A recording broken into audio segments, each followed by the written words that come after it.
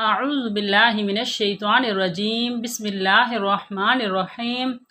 زمانہ جاہلیت میں لوگ اپنی معصوم بچیوں کو سامنے بٹھا کر قبر کھودتے تھے، پھر اس بچی کے ہاتھ میں گڑیا دے کر، اسے مٹھائی کا ٹکڑا تھما کر، اسے نیلے پیلے سرخ رنگ کے کپڑے دے کر اس قبر میں بٹھا دیتے تھے۔ بچی اسے کھیل سمجھتی تھی، وہ قبر میں کپڑوں، مٹھائی کے ٹکڑوں اور گڑیاؤں کے ساتھ کھیلنے لگتی تھی۔ پھر یہ لوگ اچانک اس کھیلتی مسکراتی اور کھلکھلاتی بچی پر ریت اور مٹی ڈالنے لگتے تھے۔ بچی شروع میں اسے بھی کھیل ہی سمجھتی تھی، لیکن جب ریت اس کی گردن تک پہنچ جاتی تو وہ گھبرا کر اپنی والدہ کو آوازیں دینے لگتی تھی، لیکن ظالم والد مٹی ڈالنے کی رفتار میں اضافہ کر دیتا تھا۔ یہ لوگ اس قبیح عمل کے بعد واپس جاتے تھے تو ان معصوم بچیوں کی سسکیاں گھروں کے دروازوں تک ان کا پیچھا کرتی تھیں، لیکن ان ظالموں کے دلوں پر تالے تھے، ان کے دل نرم نہیں ہوتے تھے۔ بعض ایسے لوگ بھی تھے جن سے اسلام قبول کرنے سے پہلے ماضی میں ایسی غلطی ہوئی تھی۔ ایک نے واقعہ سنایا، میں اپنی بیٹی کو قبرستان لے کے جا رہا تھا، بچی نے میری انگلی پکڑ رکھی تھی، وہ باپ کے لمس کی وجہ سے خوش تھی، وہ سارا رستہ اپنی توتلی زبان میں مجھ سے باتیں کرتی رہی، مجھ سے فرمائشیں بھی کرتی رہی، اور میں سارا رستہ اسے اور اس کی فرمائشوں کو بہلاتا رہا۔ میں اسے لے کر قبرستان پہنچا، میں نے اس کے لیے قبر کی جگہ منتخب کی، میں نیچے زمین پر بیٹھا اور اپنے ہاتھوں سے ریت اٹھانے لگا۔ میری بیٹی نے مجھے کام کرتے دیکھا تو وہ بھی اپنے کام میں لگ گئی، وہ بھی اپنے ننھے ہاتھوں سے مٹی کھودنے لگی، ہم دونوں باپ بیٹی ریت کھودتے رہے۔ میں نے اس دن صاف کپڑے پہن رکھے تھے، ریت کھودنے کے دوران میرے کپڑوں پر مٹی لگ گئی، میری بیٹی نے کپڑوں پر مٹی دیکھی تو اس نے اپنے ہاتھ جھاڑے، اپنے ہاتھ اپنی قمیص کے ساتھ پونچھے اور میری قمیص سے ریت جھاڑنے لگی۔ قبر تیار ہوئی تو میں نے اسے قبر میں بٹھایا اور اس پر مٹی ڈالنا شروع کر دی، وہ بھی اپنے ننھے ہاتھوں سے اپنے اوپر مٹی ڈالنے لگی، وہ مٹی ڈالتی جاتی تھی اور کہکا لگاتی جاتی تھی اور مجھ سے فرمائشیں کرتی جاتی تھی، لیکن میں دل ہی دل میں اپنے جھوٹے خداؤں سے دعا کر رہا تھا کہ تم میری بیٹی کی قربانی قبول کر لو اور مجھے اگلے سال بیٹا دے دو۔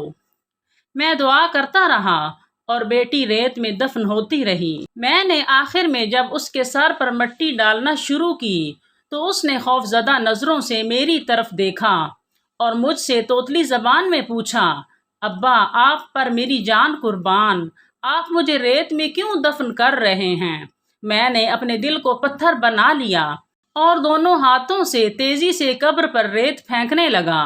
میری بیٹی روتی رہی، چیختی رہی، دہائیاں دیتی رہی، لیکن میں نے اسے ریت میں زندہ دفن کر دیا۔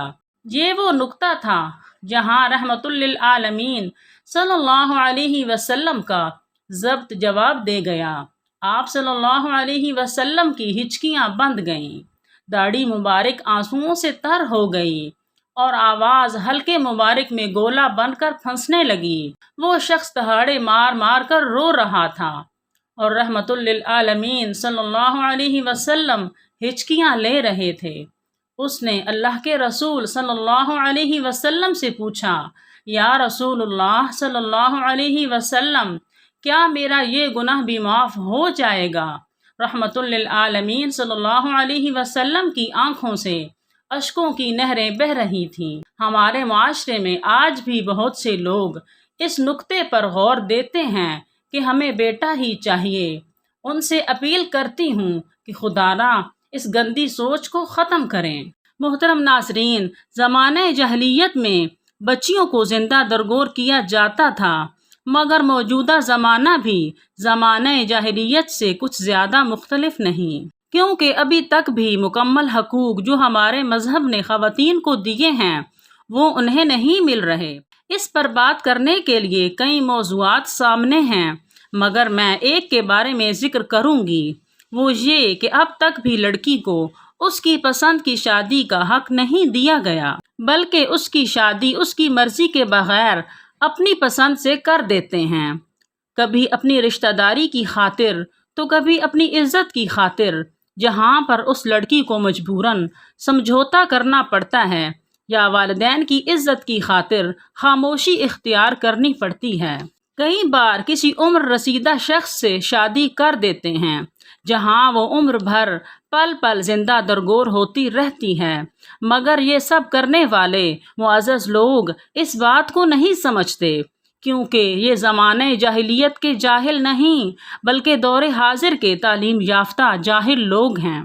ہمارے پیارے نبی حضرت محمد مصطفیٰ صلی اللہ علیہ وسلم کے فرمان کے مطابق اگر دیکھا جائے تو حضرت علی رضی اللہ تعالی عنہ جب حضور اکرم صلی اللہ علیہ وسلم کی خدمت میں حاضر ہوئے حضرت فاطمہ الزہرا رضی اللہ تعالی عنہما کے رشتے کے لیے، تو پیارے آقا حضرت محمد مصطفیٰ صلی اللہ علیہ وسلم نے فرمایا، انشاءاللہ۔